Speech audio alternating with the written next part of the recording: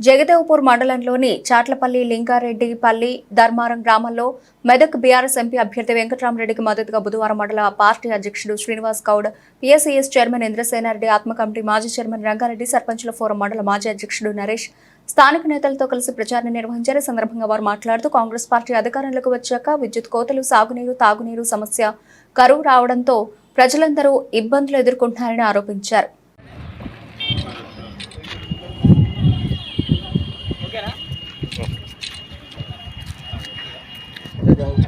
జై తెలంగాణ, జై తెలంగాణ, జై తెలంగాణ. కేసీఆర్ గారి నాయకత్వం వర్ధిల్లాలి, కేసీఆర్ గారి నాయకత్వం వర్ధిల్లాలి. జై తెలంగాణ, జై తెలంగాణ.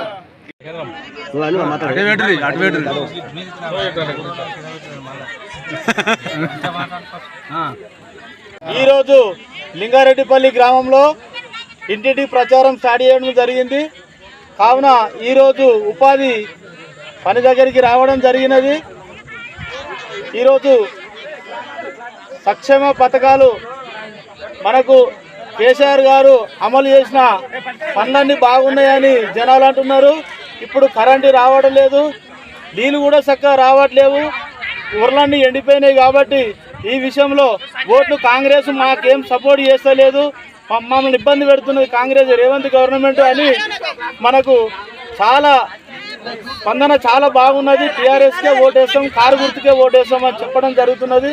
ప్రతి ఒక్కరు, ప్రతి ఓటర్ ఖచ్చితంగా టీఆర్ఎస్కు మేము కేసీఆర్ మా కొడుకు, కేసీఆర్ మా తండ్రి అని అంటున్నారు. ఖచ్చితంగా మన మెదక్ గడ్డ మీద టీఆర్ఎస్ జెండా ఖచ్చితంగా ఎగరబోతున్నది. కాబట్టి జై కేసీఆర్, జై కారు గుర్తుకే మన ఓటు.